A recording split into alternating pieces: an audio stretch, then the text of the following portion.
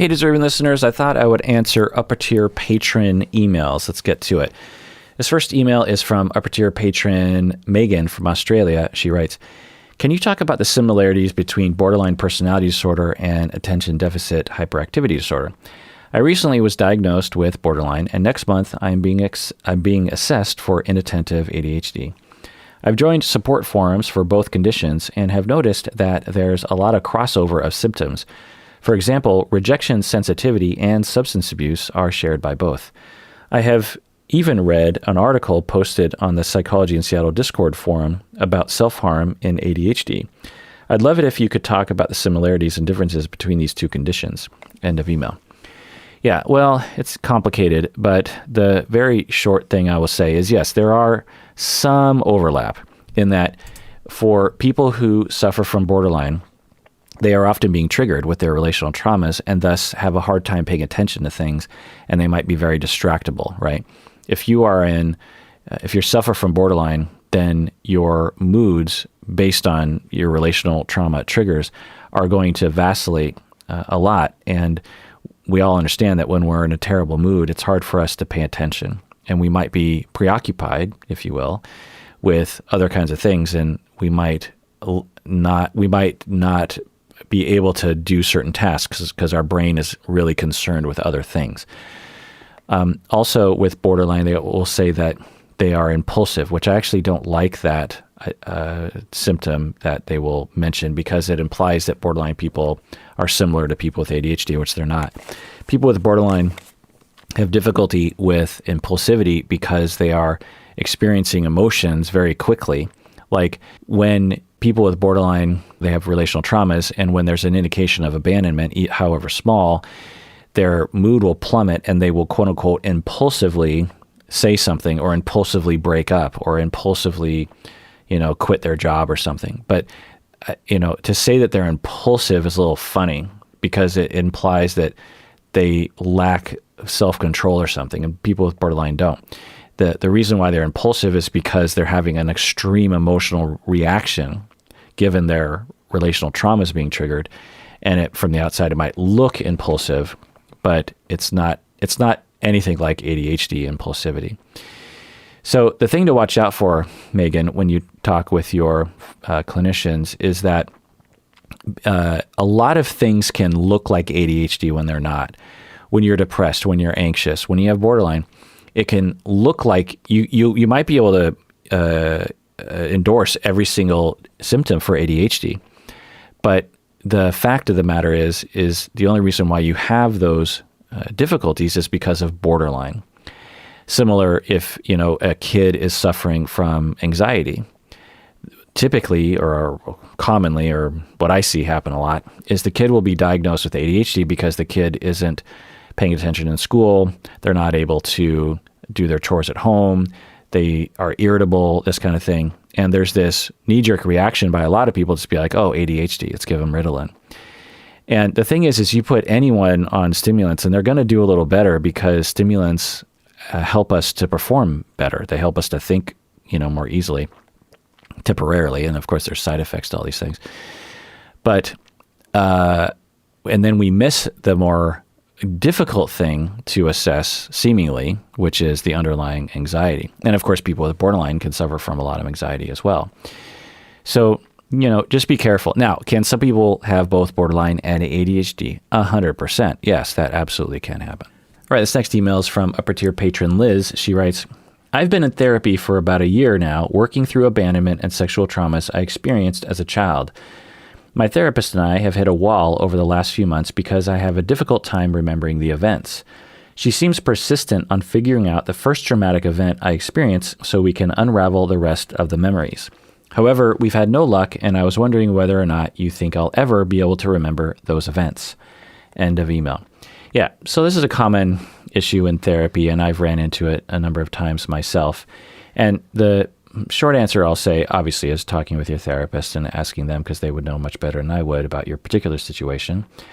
But it's sometimes the case where I will be working with a client and they, I had a client, for example, who we knew was abused growing up, but, as a child. but she couldn't remember a single thing prior to the age of 9. Not only could she not remember the abuse, but she couldn't remember anything. She couldn't remember birthday parties or even the house that she lived in when she was, 8 years old, 7 years old. And although it's not unusual to have limited memories of your childhood, it's kind of unusual to have no memories. Now, of course, we understand that it makes sense that for some people, if you've been abused, that our brains will say, you know what, it's probably best that you don't remember any of that stuff. And that can happen. And it can be distressing. It doesn't mean that we have no recourse to recover, because we don't absolutely need to recall those events to recover from them, for sure. But it can be distressing to people, and they want to remember. And I've spent with some clients a lot of time referring them to hypnotherapy, memory specialists, physical doctors, and no luck. And we just throw our hands up after years of trying to figure it out. And we just say, well, I guess you're just never going to remember. And I guess we're just going to have to live with that. And that can happen.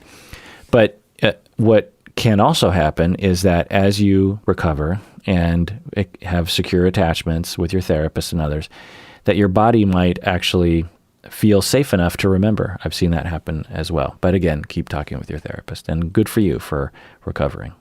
All right, this next email is from upper tier patron Nicole from Los Angeles. She writes, at the high school where I teach, I have the opportunity to teach life skills to our students. I recently did an activity with our students based on the steps of a good apology that you discussed in the podcast. The activity was very successful with our students. You have mentioned that you feel an important thing for people is to learn how to have a healthy breakup. What are some steps or qualities of a healthy breakup? End of email. Well, Nicole in Los Angeles, I'm so glad that you are teaching kids healthy life skills, including how to apologize effectively and how to break up ethically. That is fantastic. You are doing wonderful, wonderful, important work. And so the qualities of a healthy breakup are thus. So okay, where do I begin? The key is empathy, and also taking time. So what often will happen, I'm sure all of you have been on either side of this equation where, so a few months you're thinking, I think I need to break up with this person. I'm not really quite sure. This is going to hurt. I'm going to feel so bad. And then you finally say, okay, I got to do it. Or you have a big fight, or we know that's the other scenario. But, let's stick with the first one. And you sit down with the person, you say, you know what, we have to have a talk. And I'm really sorry, but I want to break up. And you say that. Okay. There's crying, there's tears, there's anger, there's upsetness, and maybe both of you cry. And then you say, okay, well, I'm going to go home now, and I hope we can be friends. And you move on with your life. And then that's it. And the model typically is you don't usually talk about it again. But what is a healthy breakup is if the person, and it's a big if, the person who's being dumped, if they want to talk with the dumper, then the dumper should allow for that. Now it depends. If the dumpee is abusive and not, fair, then that's one thing. But if it's within normal, if it's reasonable, it's normal for a dumped person to have some emotional reactivity. So, there's a line between normal, unfair emotional reactivity and abusiveness, right? But if it's within normal limits and you can take it as the dumper, then I think it's your ethical responsibility to actually have those conversations. The person might want to know, wait, did you ever love me? How come now? What happened? Did you cheat on me? I don't understand. Can't you give us another chance? And within reason, I think it's ethical to stay in contact with that person. And here's the reason why. Because if you don't, it risks giving the dumped person this narrative that you never cared. And so the dumped person is walking around going, because you get dumped and then you have this natural inclination to think, did the person ever love me? And then you reach out to the dumper, and the dumper says, I don't we're done. I'm clean break. I'm moving on with my life. My friends say my therapist says I need to move on with my life. That's this kind of thing. Well, what can happen with that is that the dumped person will get the impression that the dumper never loved them, and that is a very destructive narrative to carry with them. Now, in reality, what probably happened was you did love that person, but eventually you fell out of love with them, but you weren't sure you fell out of love with them, and it took you a while to figure out you wanted to break up with them, and then after a long enough period of time passed, you decided, yes, I do need to break up with this person.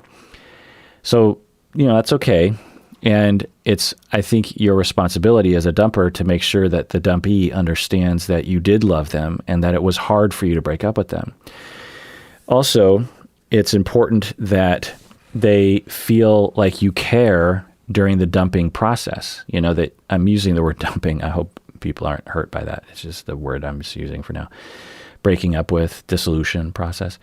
It's important that you ethically break up with someone so that the person being broken up with walks away going, well, that sucks, and I'm really hurt, and I'm really sad, and this is really demoralizing. But the person who dumped me, it's clear that they care about me. And so, this is just one of those unfortunate things. They fell out of love with me. What are you going to do? So that's the distinction, is you want the person to walk away with an accurate picture. You want the dumped person to walk away with the picture that you did love them, it was a hard decision for you, and you do care. If you break up with someone in the typical way, the dumped person is often developing a narrative that you never cared and that you're a terrible human being, and they have no idea how to pick the right person to be with because they clearly decided to be in a relationship with a monster. And so, how do you do that exactly? Well, like I said, you want to, if you can, stay in contact with them. The typical breakup process is clean break. You tell them, you give it a couple hours, and then that's it. But in my recommendation, often what it involves is ongoing conversations where you're in person and it's just the two of you and you're talking it out. And the way that I describe it is, for the person who broke up with the other person, for the person breaking up, they have been struggling with the emotion and the decision for weeks, months, years, maybe.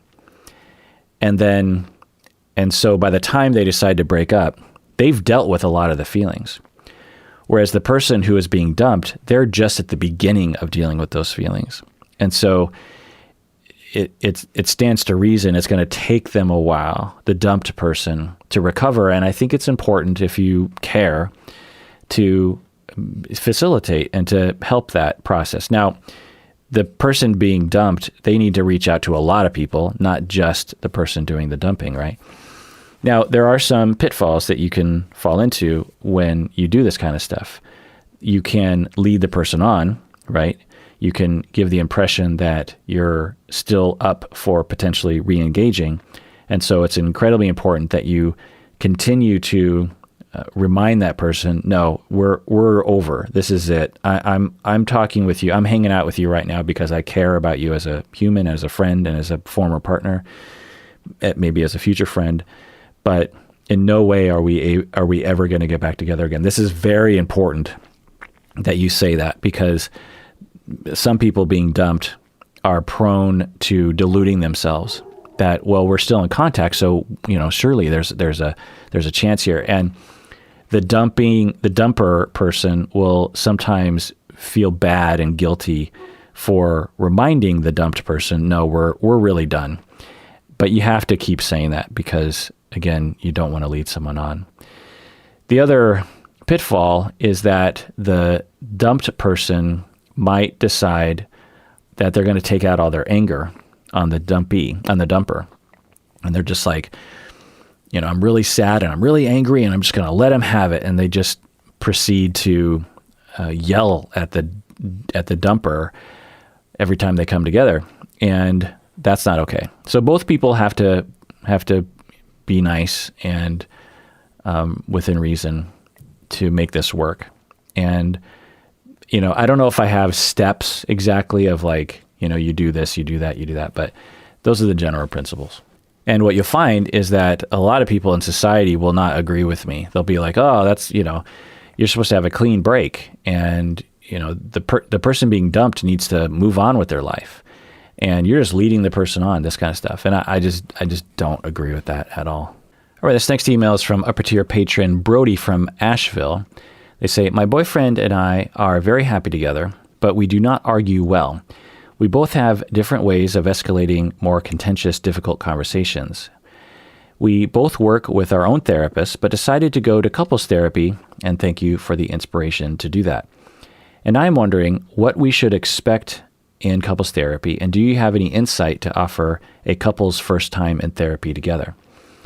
Well, end of email. Well, first off, Brody and boyfriend, good for you. It's wonderful that you're doing that. It's a very effective form of treatment that can help you with what you're talking about, conflict resolution and learning how to communicate in more effective ways, learning your own emotions and all that kind of stuff, how they're triggering each other, learning about each other.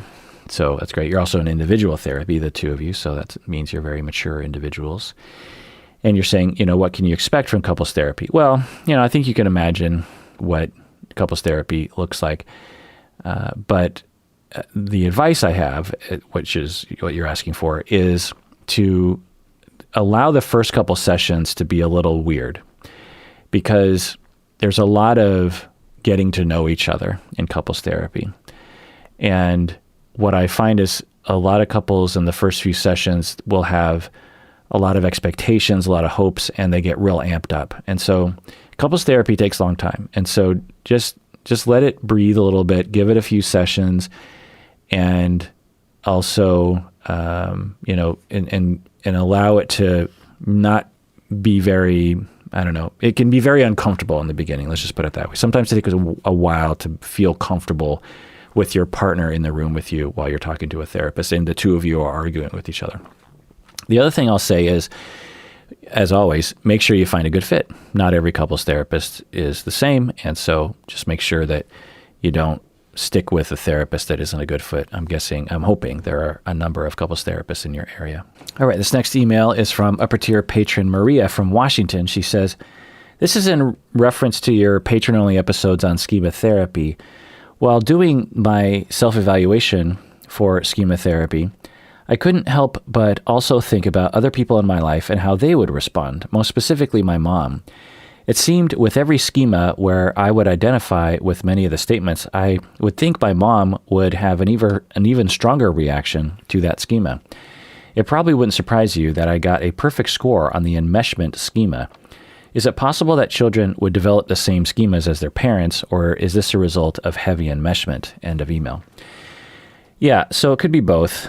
But the very general thing I'll say is traumas typically are passed down through generations. So if you are, if you're a very critical person and you criticize your child a lot, and that child grows up with, conditions as a result of being criticized, then that child will grow up to be a parent who is likely to criticize. And then the child of your grandchild will have similar schemas as yourself. My dog is wanting to chime in. So that's what I'll say about that. And obviously enmeshment can result in that too, because with enmeshment, there's a command on the child to have the same personality, or at least the same values as the parent. All right, this next email is from upper tier patron John from Charleston. He writes, my fiance and I have been together for almost 6 years, and she was diagnosed with lupus about 4 years ago. On top of that, she has Epstein-Barr, so the combination always makes her tired. I find myself getting upset or angry with her for constantly having to take naps or relax during the day, partially because I'm a high energy individual, but also because when I was a child, my mother was an alcoholic who would pass out early in the evening and leave me all alone. I'm currently in therapy to work on my emotions. However, I was wondering if these feelings are common. End of email. Yeah, John, it's universal. When you have a partner who is struggling with something like lupus or chronic fatigue or some other condition, then it's totally normal, because on one hand, you care, obviously, John, but on the other hand, your life is terribly negatively impacted by the condition that your partner is going through. Let's say your partner is depressed, something like that. So it's normal to be sad, demoralized, angry, upset. It's normal because it's upsetting.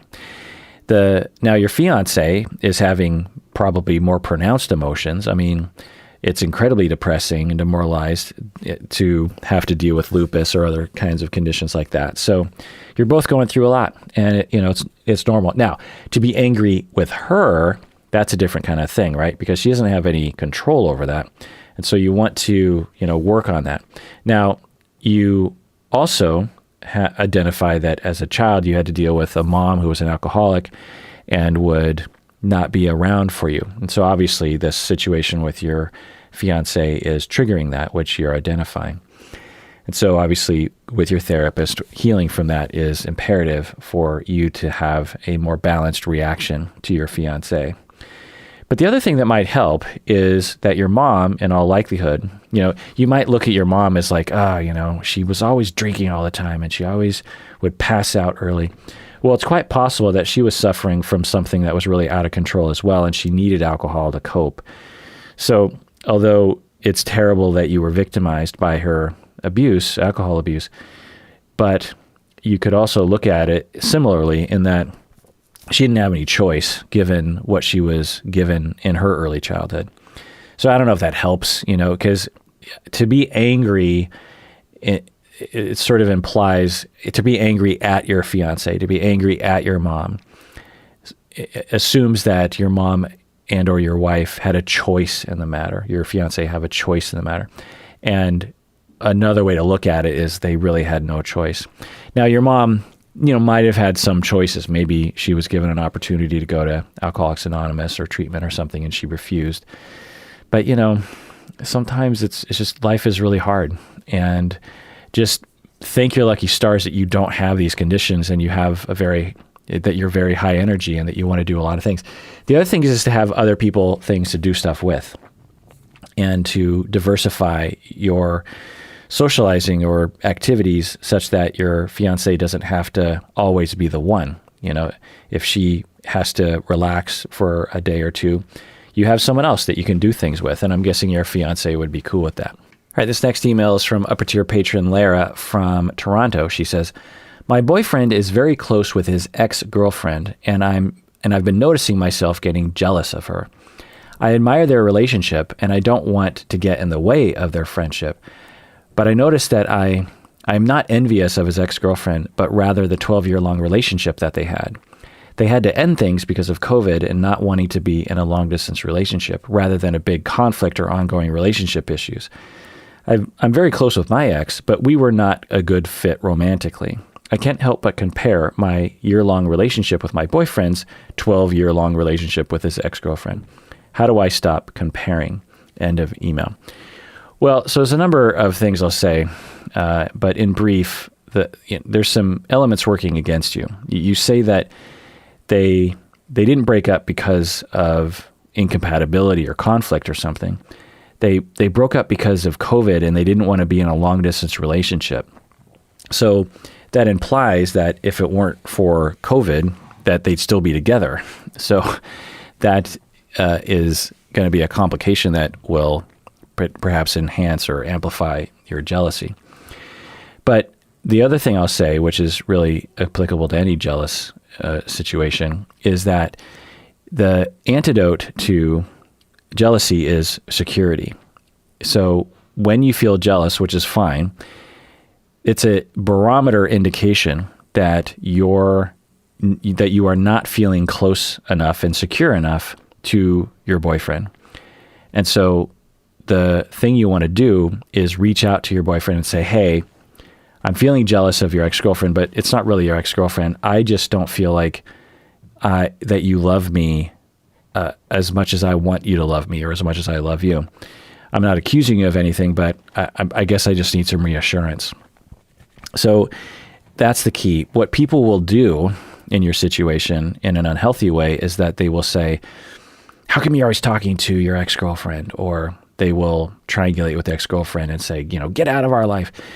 And, there's nothing wrong with having a conversation about that in a respectful way. But the core of the issue is if you're feeling jealous and you're like, oh, he had this 12-year-long relationship with her and they seemed like they were so compatible and that, it feels threatening to me. I'm jealous of that.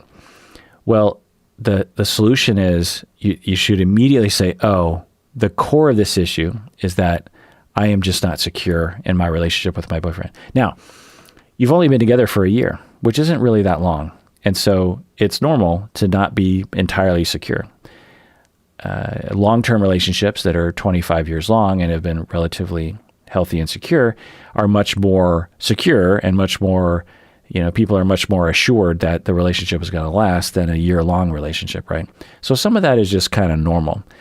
But again, I would reach out to your boyfriend every time you have that feeling and say, I'm having that feeling again. Can you reassure me that you love me? Right. This next email is from Patron Chris from Scotland. He writes, I was overwhelmed by your deep dive on avoidant personality disorder. I have always thought that I had avoidant or anxious avoidant attachment style. I've been in therapy for about 18 months. Now, the identification with the personality disorder that I now have makes it seem like this will never get any easier. Can you summarize the differences between attachment and personality disorders and how your treatment of individuals with these would vary? End of email. Well, I don't have the time to really go into all the details on this, but in summary, avoidant personality disorder is at its core a schema that one believes that there's something wrong with them, and they avoid relationships and socializing because they believe that everyone can see that. And so they're just 100% convinced, avoidant personality disorder people, that there's really no point in them socializing or in trying to get a job or even going outside potentially, because everyone's going to see, oh my God, look at that person, or that person talks funny, or they look funny, or they smell funny, or they don't have the right things to say. It's really an extreme version of social anxiety is one of the ways to look at it. But it's personality disorder because the belief, people with social anxiety typically know that they have excessive anxiety.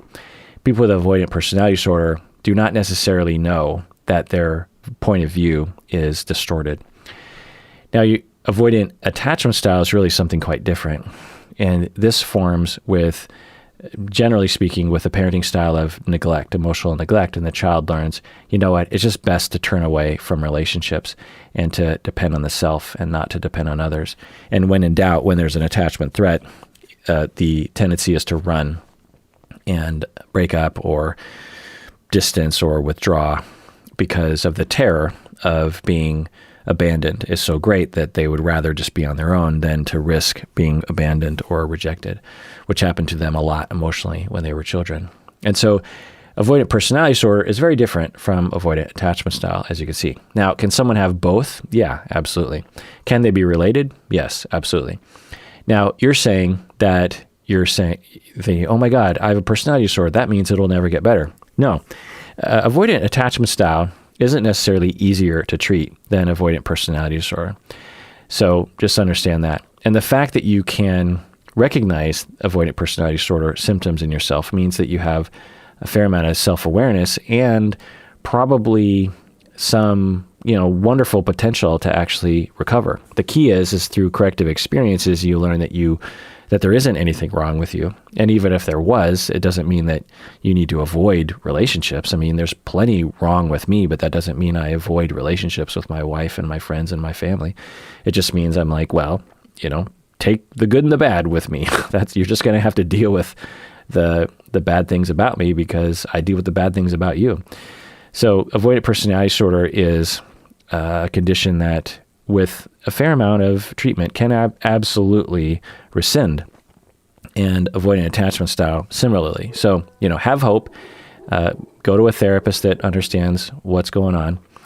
And also, you ask like, my dogs are both going crazy. I'm guessing there's a delivery of some kind at the front door, and the dogs are really trying to intimidate the the delivery person. But so And by the way, like, it drives me crazy when some delivery people who consider themselves to be dog people, they'll stop and go to the window and like try to calm the dogs down, which just makes the dogs more upset. And so I'm always just like, just deliver the stuff, do your job, and don't aggravate the dogs. You're just making it worse. I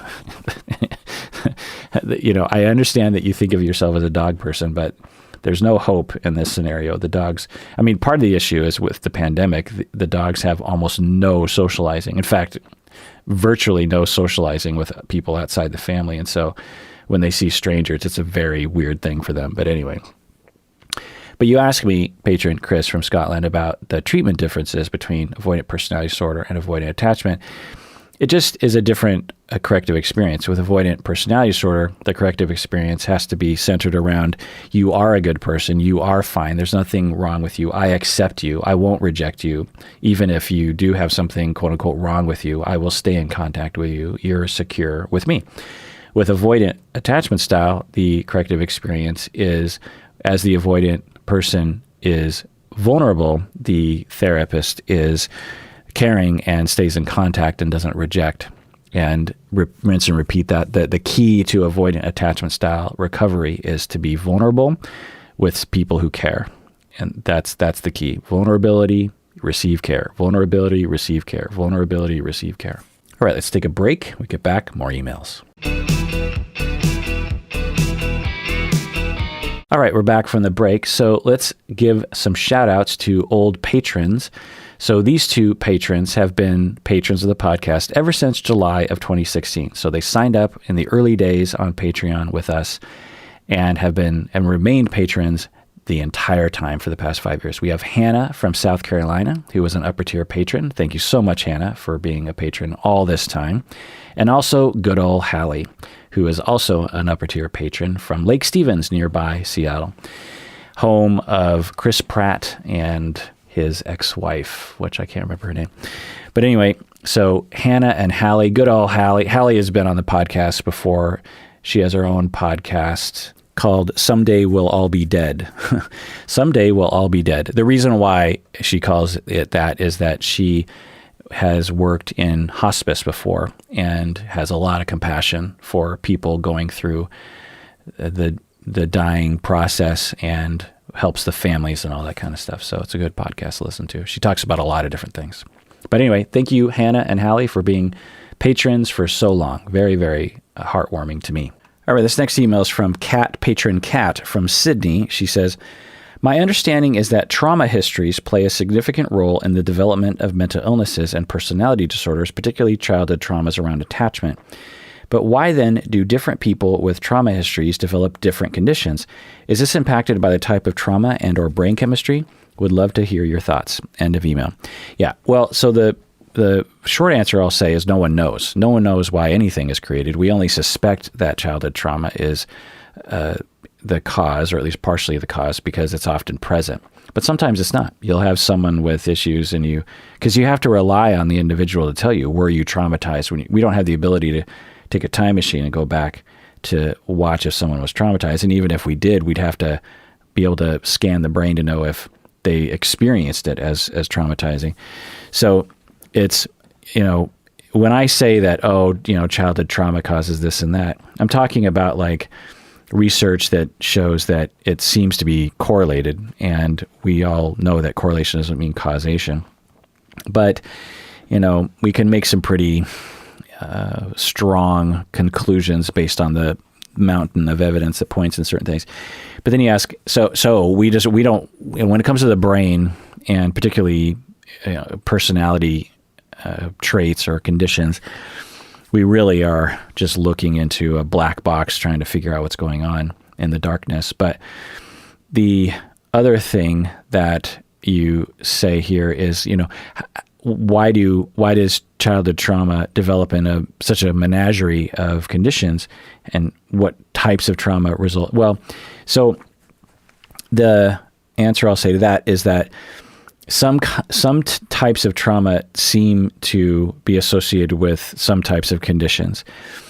Like childhood sexual abuse is associated with borderline personality disorder. But if you're abused as a child sexually, do you always develop borderline? No. Can you have borderline without childhood sexual trauma? Yes. So there are some associations. And why would that be? Well, it's a combination of a lot of things, according to the models that I adhere to, which is, you say brain chemistry. Yeah, that's one. Well, what do we mean by brain chemistry? Well, we mean like temperament, essentially, and perhaps disposition based on brain chemistry, these kinds of things. Anyway, the point is that we are born and we develop a personality, and this causes us to react to things differently.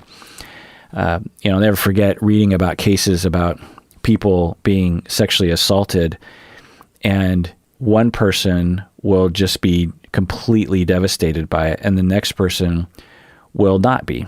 Both of them didn't like being traumatized, Both of them were horrified and terrorized in the moment. But one person seemed to bounce back and the other person didn't. And what's the difference? Well, some people are just more anxious. Some people are more prone to thinking about these kinds of things more often. Some people seem to have more resilience. There's all these words that we have. And how do we build resilience? And how do we deal with excessive anxiety about things? Now, I want to say, to be clear, that if one is sexually assaulted, it's completely normal to develop PTSD afterwards or a number of other conditions. But the point is that there's a combination between your biology, the way you experience things, the way you see yourself, your tendency regarding fear or other kinds of reactions. Some kids are just more fearful than others. Your ability to reach out for help, your ability to trust other people based on your biology and your experience.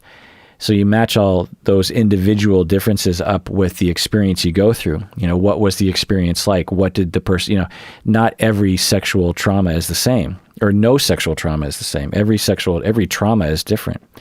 It always feels different. There's all these little elements to it that make it specific. How intense was it? How long did it last? Over how many years did it last? Was it with someone that you liked? Was it a stranger? Was it threatening? Were there elements of it that actually kind of felt emotionally gratifying, but overall it was terrorizing? So just a lot of nuances to our experiences. And so that's where the different conditions are, diverge. So for one person, they might develop narcissistic personality disorder. Another person might develop avoidant personality disorder, and so on, because of the way that these things interact and the conclusions that the person comes to. Because that's one way to think about a lot of these conditions, particularly personality disorders and attachment styles, is that they are conclusions that people come to. When you are being abused as a child, but occasionally given love, say you have a mother who is loving sometimes, but also very angry and abusive other times. Well, the conclusion that the child comes to is, and the child tries out various different techniques to try to get love and attention and try to reduce the abuse that they're getting from their mother. And they find out that when they are hyper vigilant and really paying attention to their mom, then they can, and really gauging their emotions and just hyper focused on their mom's emotional state, then they can kind of game the system a little bit, kind of make sure the mom is in the best state that she can possibly be. And all the while, the individual is like, also, if I suppress my own personhood, if I don't pay attention to my emotions and I don't express my emotions, then, or I don't know who I am and I don't express my need, I don't know my needs, but I do express my emotions sometimes, then I will have an optimal situation. It's still a bad situation, but it's better than if I'm not hypervigilant. And so this is the borderline conclusion, the conclusion that I need to be just hyper-focused on other people, and I need to demand that they pay attention to me, that whenever I feel slighted, I need to react very strongly and very swiftly so that they know not to do that again. And there's various other things. All the while, I have to deny who I am, because if I focus on that, that'll take my eyes off of other people, which I cannot do. I have to stay hypervigilant on other people. So that's the personality disorder. Once that becomes codified in the personality, then it expresses itself as an adult as a personality disorder, is what we call a personality disorder. So depending on how the individual going through the abuse and the trauma interacts and how they interpret and the way that they manage to optimize the situation, that sometimes can determine the adult condition that we will observe. This next email is from anonymous patron. They write, could you talk a bit about victim mentality? What is it? Does it have to do with schemas? I was raised by a dad who would always be very sympathetic when I got hurt. And for some reason, as an adult, I noticed I get a lot of pleasure when I tell other people how tough it is to be me. Also, when having arguments, I always slip into poor me and how hard I have it. Could my childhood and present be connected? End of email. Absolutely. I don't know about you, anonymous patron. Obviously, you would want to talk with a therapist about this. But yeah, this is a known phenomenon, and it's a known personality trait. Sometimes we will call it histrionic. It's you could also dip into some borderline as well.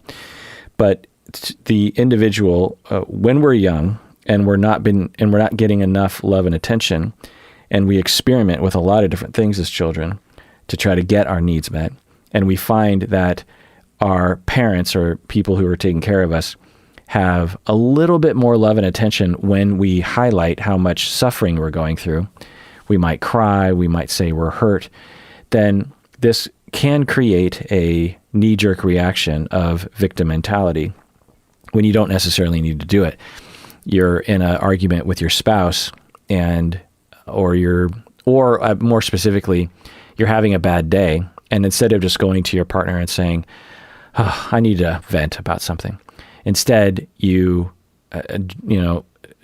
either drum up or enhance, exaggerate some kind of struggle that you're going through, like a physical ailment or something. And this can become so pervasive through the personality that the individual will actually manifest somatic problems, physical problems that they are convinced themselves they're going through. And this is actually kind of interesting, that you'll find that when people have this schema of, and the only way I can get love is if I am suffering physically, or if I'm suffering in this specific way. It's the only way anyone's ever going to love me. A number of conditions, factitious disorder is another disorder that will emerge from that, obviously. But for some of these people, because this is an unconscious thing, and the unconscious is powerful, mind body is pretty powerful, it can actually cause problems physically to emerge in the individual because they want them to emerge subconsciously so that they can get love and attention. And it can not be fake too. Like, there can actually be functional problems with the body. At least that's our hypothesis with some people like this, so that the individual can get the love and attention that they think is only received when they are suffering physically. In other words, the individual deep down believes there's just no way they're going to get love and attention unless they're sick, and then the body actually creates a sickness, which is, pretty interesting. So, anonymous patron, again, I don't know about you, but it's definitely possible. All right, this next email is from anonymous patron. She writes, I listened to your attachment deep dive again, and in the culture part, you say that in many other cultures, avoidant attachment style is very rare. I am originally from Russia, and I, my parents, and many other Russians I know have avoidant attachment style. Is this only my anecdotal experience? Do you know any studies looking into it? It makes sense to me since in Russia it was for many years very dangerous to talk about emotions and be vulnerable. End of email. Yeah, so to review what I was talking about in the deep dive, I was talking about the research that showed that around the world, you will have different prevalence rates for the different attachment styles. So again, we have the 4 attachment styles of secure, avoidant, preoccupied, and disorganized. There are other words for them, but those are the ones that I tend to use because I like them. But in other countries, if I remember right, research demonstrating that in Japan and a couple other countries, they found that no child exhibited avoidant attachment. And so there was this confusion as to why that would be. Well, the hypothesis, because it's hard for us to know, is that in some cultures, children are not neglected generally. So neglect is why children develop avoidant attachment style. The parent isn't available enough, and the child learns, I just got to give up on other people, and I'm just going to do things on my own, and I'm not going to reach out, and I'm not going to be vulnerable. And in some cultures, perhaps Japan, although they have problems with parenting and will have a lot of preoccupied people and disorganized people, they don't have a very high prevalence or a similar prevalence as the United States with avoidant people. And so what this could mean is that babies, infants in Japanese culture, generally speaking, are often very close physically to their parents and are not neglected because anyway, I hope you get my point. Whereas in Russia, and I'm quite positive that there are attachment style prevalence rates studies looking into Russia. I don't have them in front of me, but it's possible that in Russia, given your anecdotal experience that a lot of Russians have avoidant attachment style, that Russia has a similar prevalence rate of attachment styles as the United States. I don't know, but that's what I'll say about that. All right, this next email is from Patron Amanda from New Jersey. She writes, I think a lot about identity and why it is so important to people. For example, students get so mad at the idea of having to wear a uniform and not being able to express themselves. After listening to your podcast, I noticed how a lack of identity often causes people to form personality disorders. Why do you think this forming of your individual identity is so important to your psyche? I wonder because I was reflecting on the part of Buddhism that tells you to let go of your identity to get rid of your suffering. End of email. Well, Patron Amanda from New Jersey, you're integrating a lot of different ideas, and I like that. But there are, some pretty significant differences in our usage of the word identity. So if we look at teenagers and having to wear a uniform and them being upset about that, we talk about how they're searching for their identity. Well, a large part of an individual's self-esteem is to establish that they're good at things and that there's something different about them, that they're not just like one of everyone else, that, I'm the kid who's good at this. And it's a early experimentation with self-esteem, essentially. And with our culture, a lot of kids will gain self-esteem by the way that they dress or the way that they look. And they want to express that. They don't want to just be like everyone else. They want to be different. And there's also another element of this is that children, everyone will bond with other people by matching their identity with others. So, think about the goth kids and the skater kids. They dress the same because they're signaling to the others and that they are part of that group. They're trying to gain acceptance into that group. And if everyone is dressing the same, it's hard to know who's in what group, which is very important for teenagers, which is understandable. So identity in that way is, and I could go, the subject of identity, to properly explore it, you would have to read, just volumes and volumes of material. The subject of identity is extremely complicated, but that's what I'll say about the teen thing that you mentioned. And then you also say, after listening to the podcast, I noticed how lack of identity can cause people to form personality disorders. So that's actually not the way I would put it. What I'm referring to when I'm saying a lack of identity is that when we're young and we're being treated badly and we're not being attuned to, we don't develop a self, meaning the better phrase that I've been trying to use more often lately, we don't gain a connection to the self. Because, early on in my career, people say, oh, that person doesn't have a sense of self. And I was always like, what does that really mean? And it took me a long time of reading and researching and experiencing a lot of people with personality disorders to figure out what that meant. What we mean by that is that the individual was never given a chance to really get to know their emotional state. And their emotional state are an indication of their needs. And so you can have someone who isn't attuned to growing up, who is 25, 35 years old, and they literally have no idea what they feel, and they literally have no idea what they need. And they're just randomly trying to meet their needs because they have a vague understanding that they might need relationships and they might need, creativity and fun or something, but they really just have no idea who they are and what they need. So that's what we say when, they lack an identity. We're not saying that they don't have a personality. We're saying that they don't have a connection with their emotional state, which is an indication of what they need. So, for example, someone who lacks a connection with themselves, deep inside of them, they have this need for assertiveness, to feel like they matter in the world. In a particular moment, they're talking with a friend, and all of a sudden they just get the sense like, hey, you know what? I feel like this person isn't really paying attention to what I'm saying. And to the person that has a connection with themselves, who does have a connection with their identity, will feel that feeling and will do something about it. They might start talking about themselves a little bit more, or they might literally just say, hey, I feel like you're discounting me. Can you listen to me a little bit more? To the person who wasn't attuned to, who lacks a connection with the self, as we say, they don't know that that's happening to them. So this feeling of being discounted and rejected is building inside of them. And they might have a general feeling of displeasure, the individual, but they don't really know why. And it'll happen over and over and over again until it becomes so, the feeling becomes so horrible deep down in their body that they end up noticing it. But by that point, the feeling is so overwhelming that they don't know what to do with it.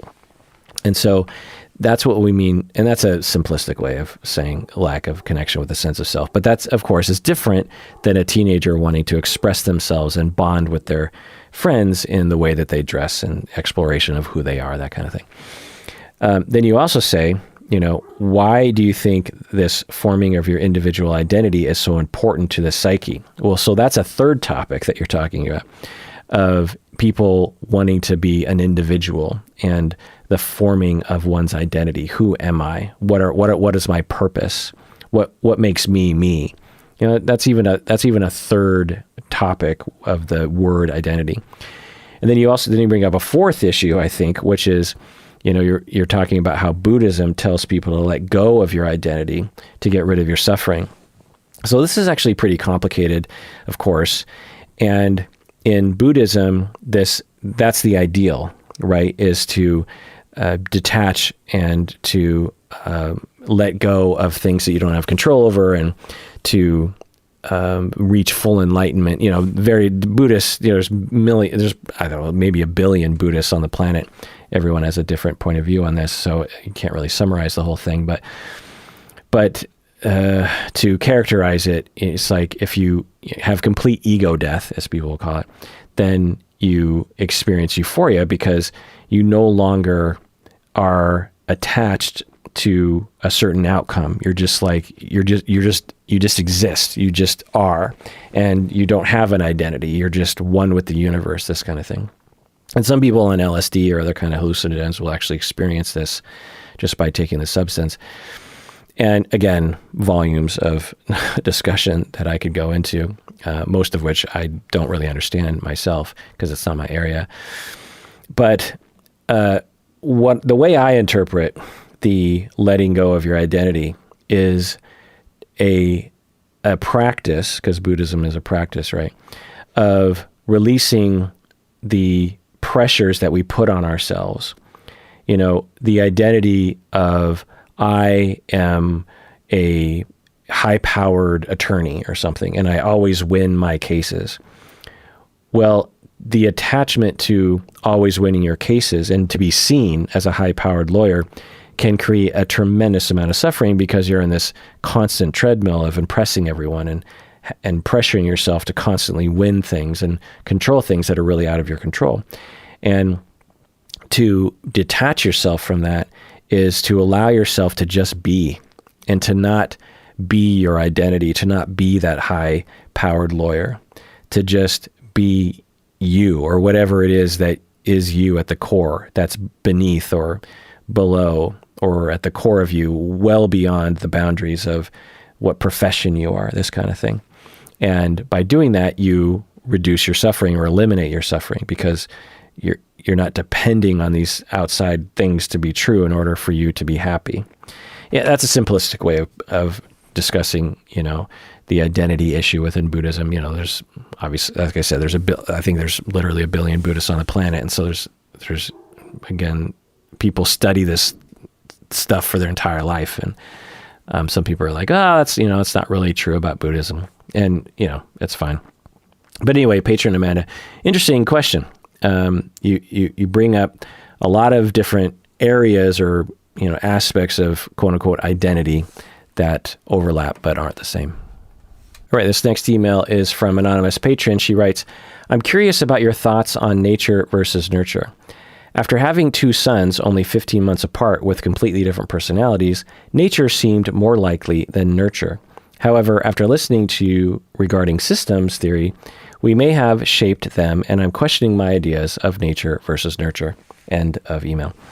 Again, I could, there are volumes of things that, perhaps more volumes on this topic of nature versus nurture. And to start off my answer, it's a bit of a weird distinction that we have. It's sort of like we distinguish between the mind and the body, the brain and the body.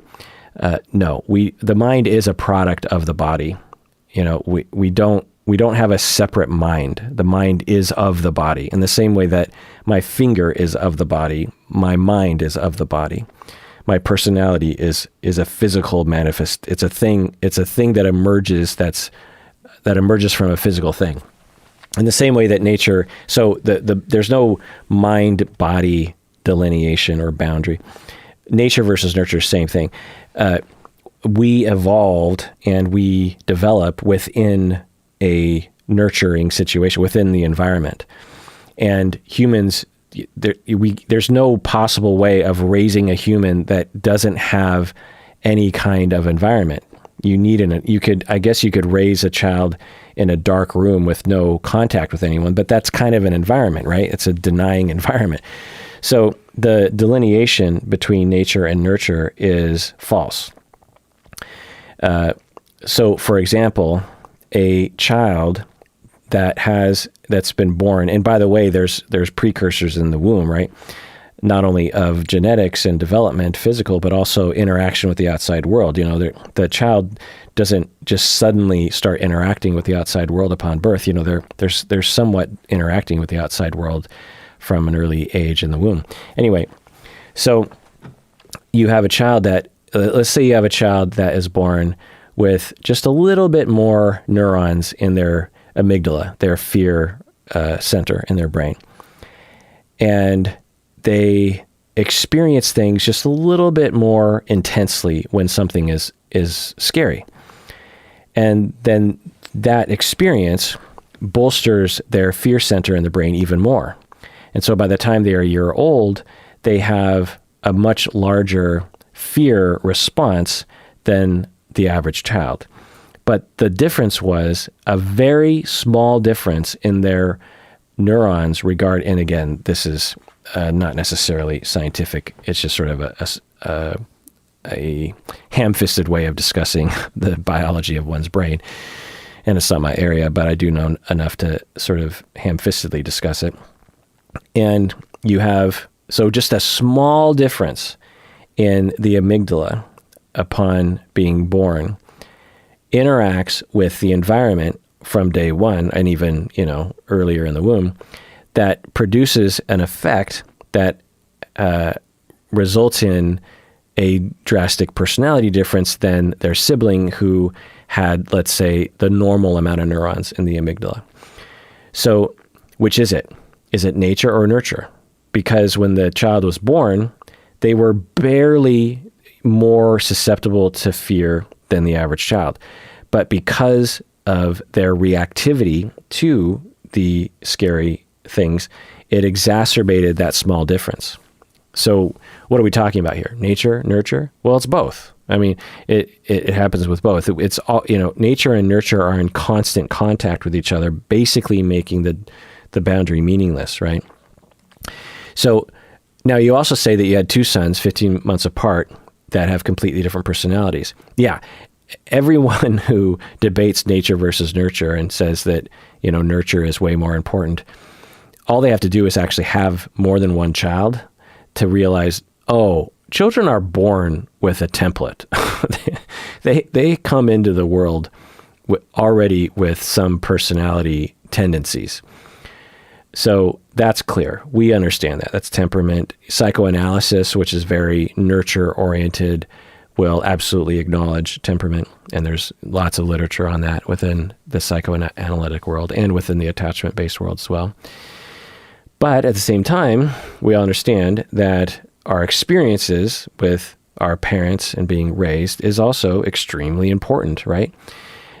Which is more important? It's a nonsensical question. And research and science will sometimes try to answer this question, with twin studies, they'll determine, okay, well, this disorder seems to have about a 50% heritability or 50% genetic cause. And, this, but that when you actually look into what they're actually saying, that's actually a difficult thing to say, because what people will interpret that as is that, so if you have the DNA, to really reduce it down to the way people do, people say, well, you have the genetic code for bipolar. This person has the genetic code for bipolar, or the genetic code for addiction, for alcoholism or something. And again, when you really understand how genetics works and how development works and how these research methods work, you understand that is a bit of a oversimplification and a bit of a reductionist way of looking at things. Again, getting back to my original thing, we don't really know why we do anything. It's the brain is very difficult to figure out.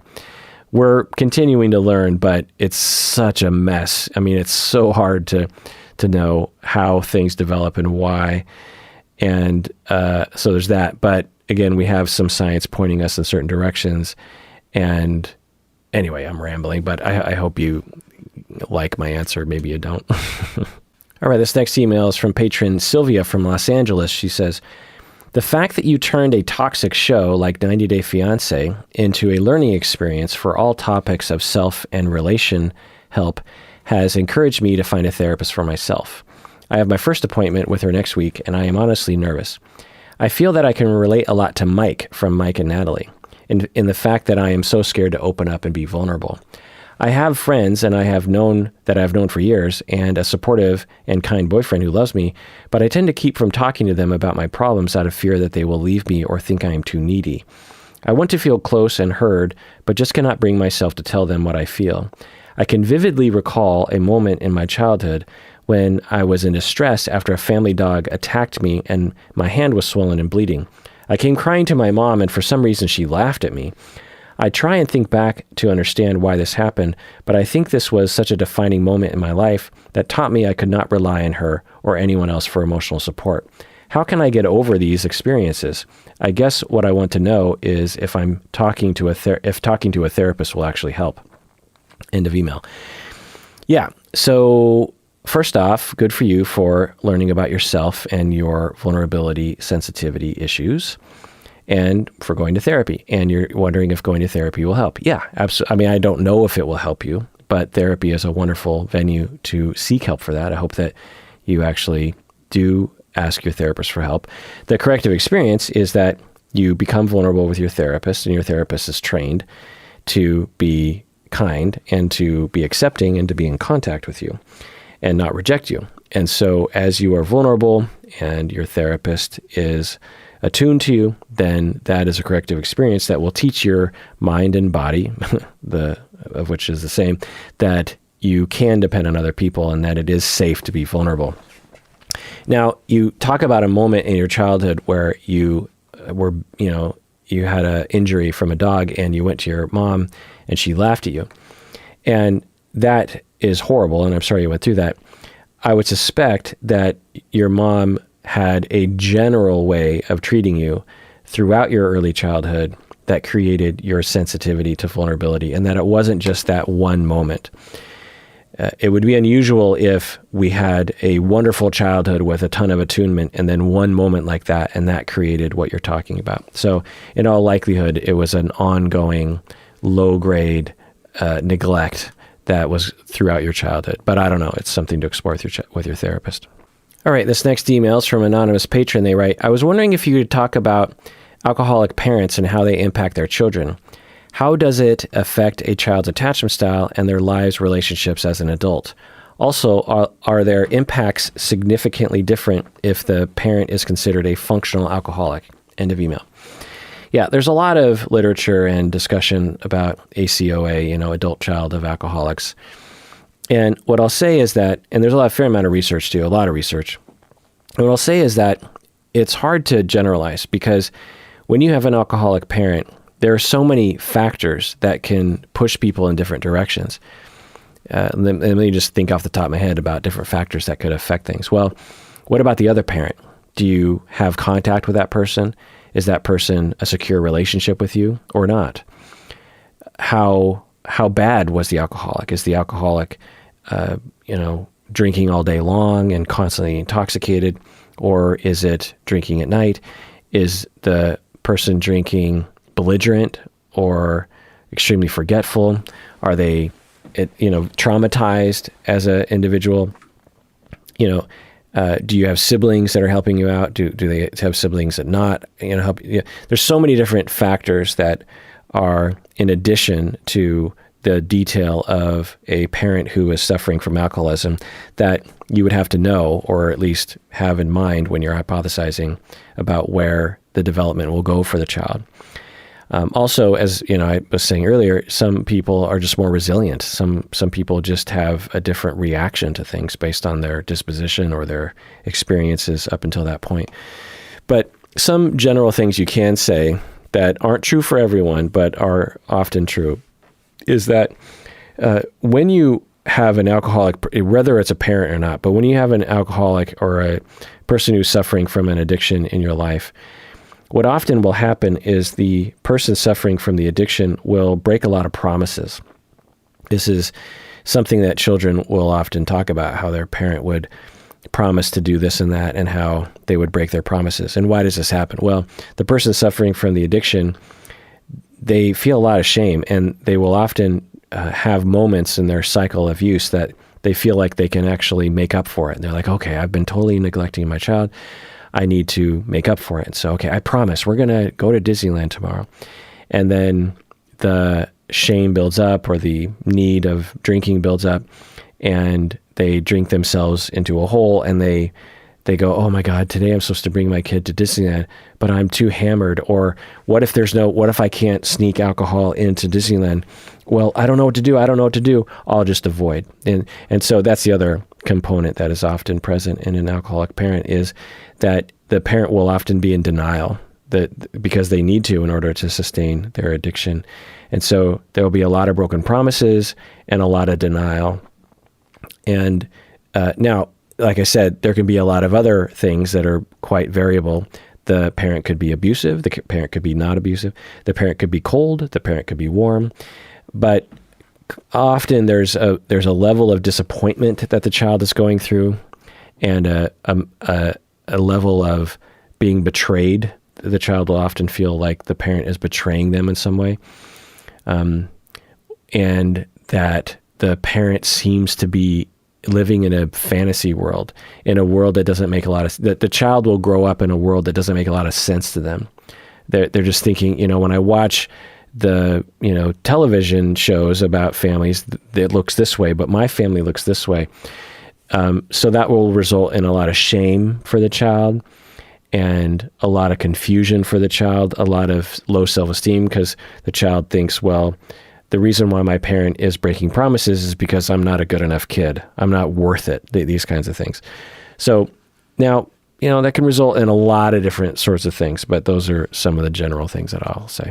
All right, this next email is from patron Dimitri. He says, what works of Freud do you recommend to read for a beginner to start with to understand him?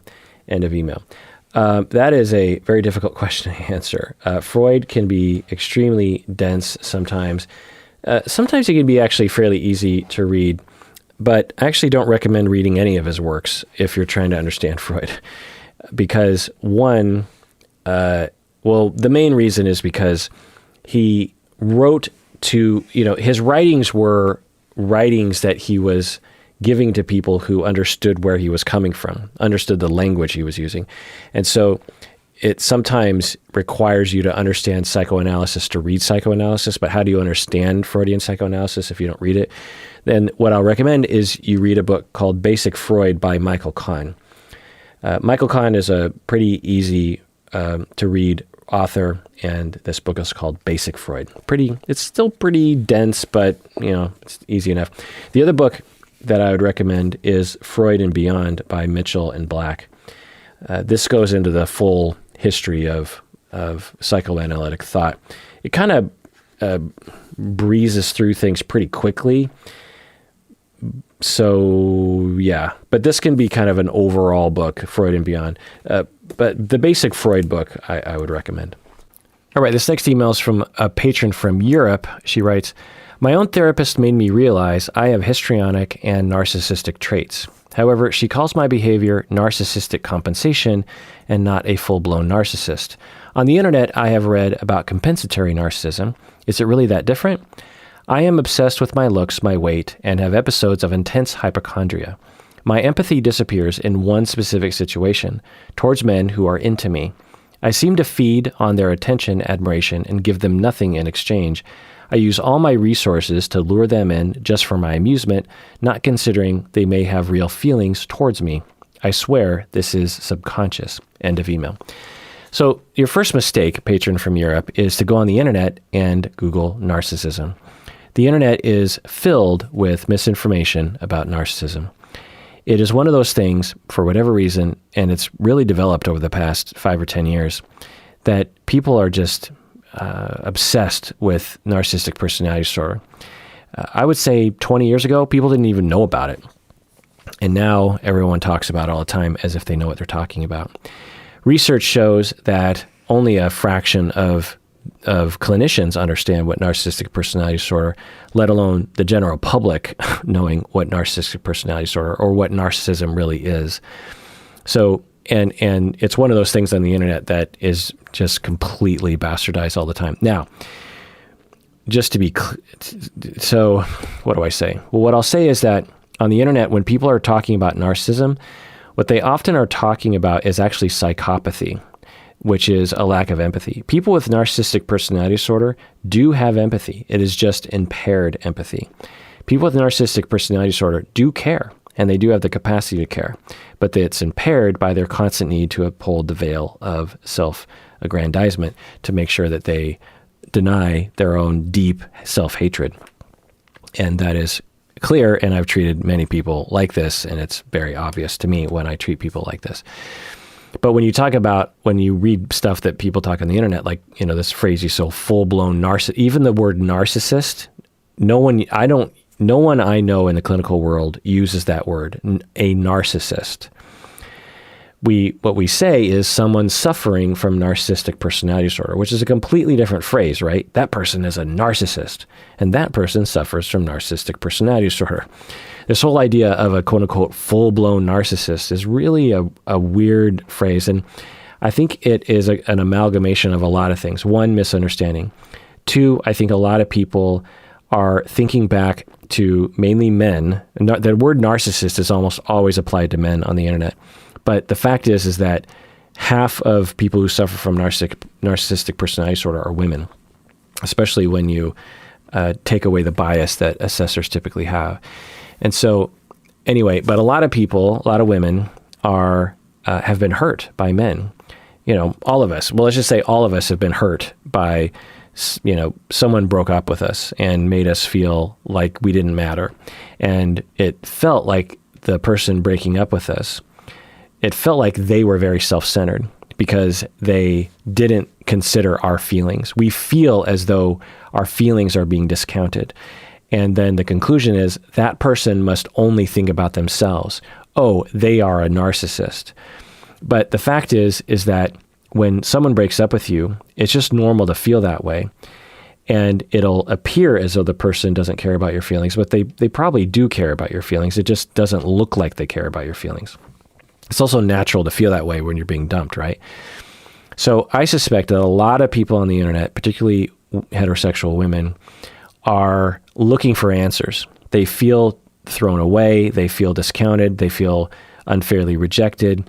And the internet has this just filled with articles and comments about, oh, you must have dated a full-blown narcissist and stuff. Now, it's possible that you did date a full-blown narcissist or someone who suffered from narcissistic personality disorder, but it's actually kind of a rare full-blown disorder. And it's more likely that there was a misunderstanding, or the person wasn't very mature, or the person had some other kind of traumatic condition, or, there's just a variety of reasons as to why someone would lack empathy. So there's that. But you're talking about how you're, and it's great that you're aware of this. You're just like, and you talk about it being subconscious, that you will lure men in to be attracted to you and give you a lot of attention and admiration while you're not giving them anything in return. And so why would you do this? Well, and your therapist says this is a histrionic and narcissistic thing to do.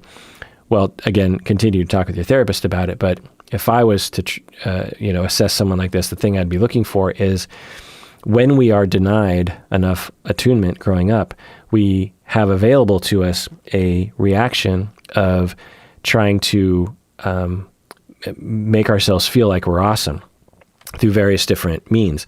And as adults or as teenagers, we'll figure out, oh, actually, I'm attractive. Like, let's say that you have this tendency to be narcissistic, developed because of lack of attunement growing up. And then as you're growing up, and again, the narcissism is because the person needs the narcissism. The person needs to be boastful. The person needs to believe they're superior because they feel like they can only rely on the self. They learned early in life that they could only rely on the self. And you also mentioned hypochondria, which is also can be a result of emotional neglect. Essentially, you're left on your own too much, and so you're just generally anxious, and your anxiety attaches itself to illness anxiety.